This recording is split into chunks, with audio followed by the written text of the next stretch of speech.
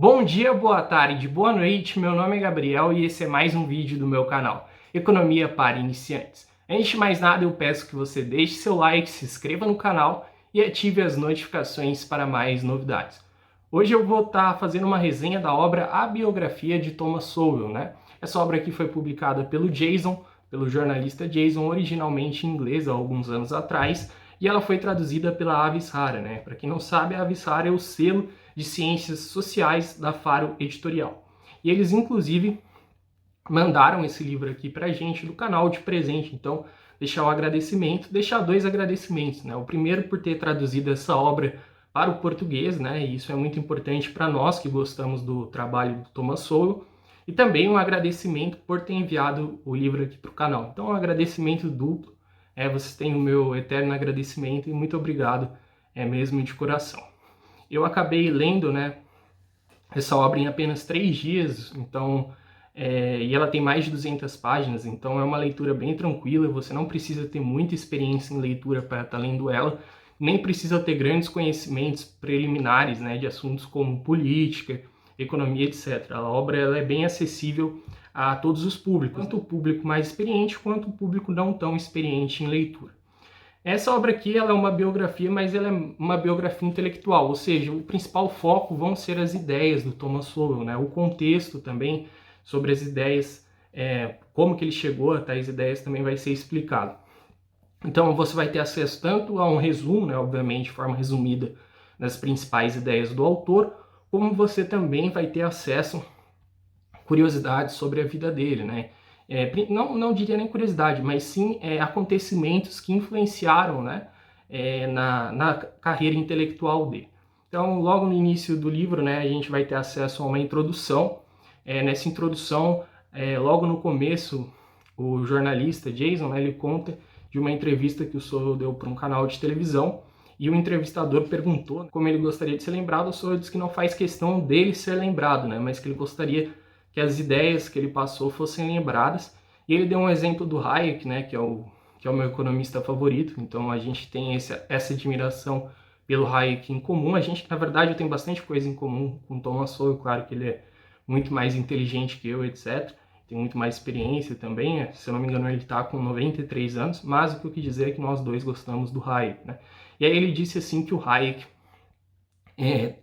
influenciou muitas pessoas, inclusive muitas pessoas que nem sequer sabem que ele existe, né? Então a gente tem muitos liberais por aí que têm diversas ideias hayekianas e nem sabem quem é o Hayek, né? Então ele disse que o mais importante é que as ideias dele ficassem, que esse seria o legado que ele gostaria de deixar.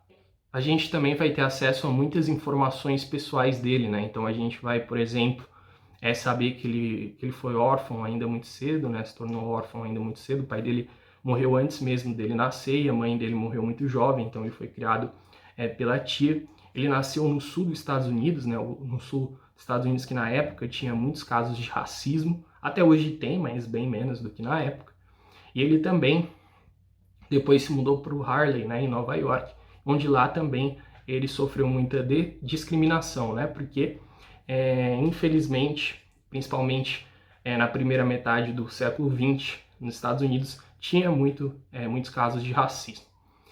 Outro ponto também que é falado, né, além dele ser órfão, dele ter crescido com a tia, dele ter sofrido discriminação, ele não chega a terminar o ensino médio, né? Ele acaba saindo da escola antes de terminar o ensino médio e depois ele acaba indo para a guerra, né? Ele vai lutar na Coreia, na Guerra da Coreia, e quando ele volta ele faz uma espécie de supletivo acho que é para militares, etc. Enfim, ele faz uma espécie de supletivo, assim, e aí ele vai estudar economia, né? E aí ele estuda primeiro numa faculdade só para negros, né? Passa um ano lá e depois ele se muda para Harvard, né? Que é a faculdade super famosa dos Estados Unidos da América. Então ele vai e faz uma graduação, né? E se forma em economia com méritos, né? Ele ganha um prêmio como um dos melhores alunos da turma em economia. Então ele é formado em economia por Harvard, né? Ele é um economista. Inclusive, curiosamente, o trabalho de conclusão de curso do Sowell, né, foi um trabalho sobre Marx, né, sobre marxismo, principalmente sobre Marx. E hoje, né, o Sowell é um dos grandes nomes do conservadorismo e do liberalismo clássico, mas na sua juventude o Sowell era um marxista, né? Então ele fez um trabalho de conclusão de curso sobre o Marx, e a primeira publicação dele numa revista acadêmica, que foi na American Economic Review, que é um dos maiores journals, né, de ciências econômicas, foi sobre teoria marxista. Então, a gente teve esse trabalho feito pelo Thomas Sowell, de conclusão de curso, que é muito falado. Ele realiza um mestrado, né, em ciências econômicas também. A dissertação de mestrado dele foi sobre a lei de Sé, e o orientador dele foi o famoso economista George Stigler, né, que o Sowell posteriormente, já na época, já tinha uma grande admiração, mas essa admiração iria evoluir com o tempo.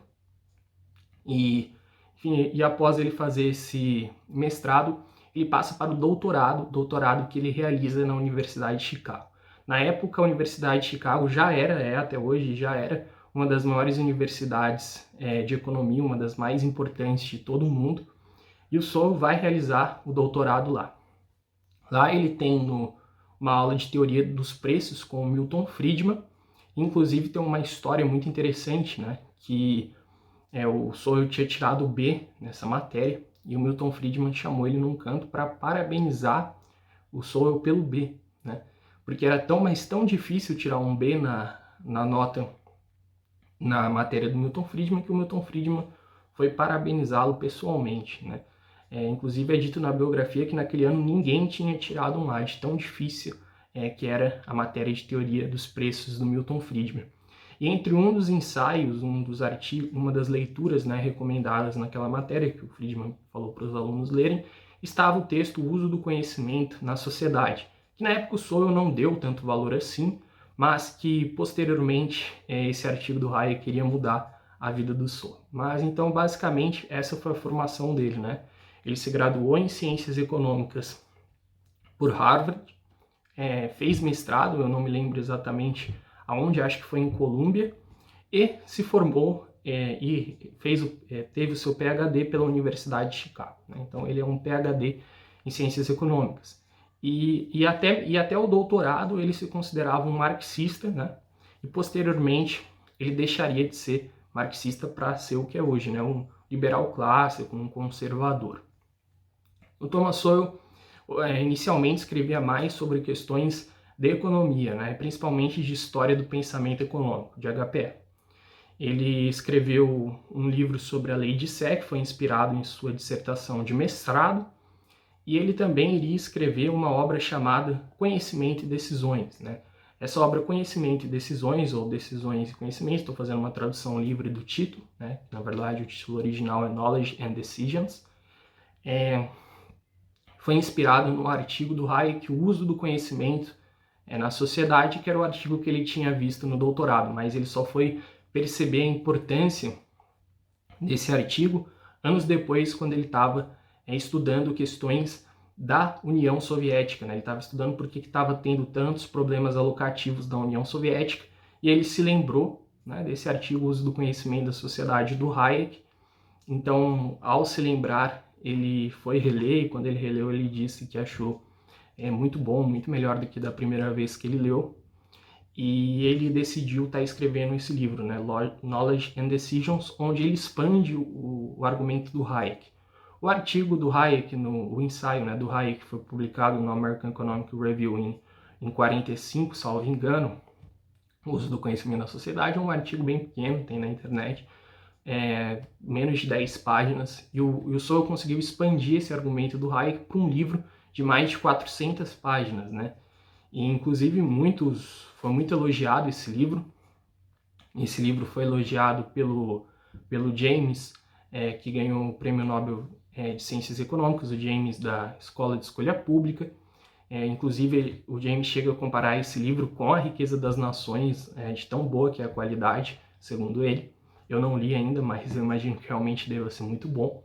E o Hayek mesmo elogia e diz que o Sowell conseguiu expandir o argumento dele, né, do Hayek, para locais que nem mesmo o Hayek tinha pensado, né? Então esse livro gerou diversos elogios e, inclusive, gerou elogios do Milton Friedman que levou, né, que após a publicação desse livro, e também porque o Friedman já havia sido professor, era amigo do Thomas Sowell, né, ex-professor, amigo, e leu a obra, né, Knowledge and Decisions, e ficou tão impressionado que ele foi conversar com o Hoover Institute sobre dar um cargo para o Thomas Sowell, né, sobre convidar ele. E esse instituto, né, que em homenagem ao presidente dos Estados Unidos, ao presidente na época que se iniciou a Grande Depressão, esse instituto, né, convidou o Sowell para ser um membro sênior. Ele fez esse convite para que o Sowell fosse um pesquisador e se dedicasse às pesquisas dele.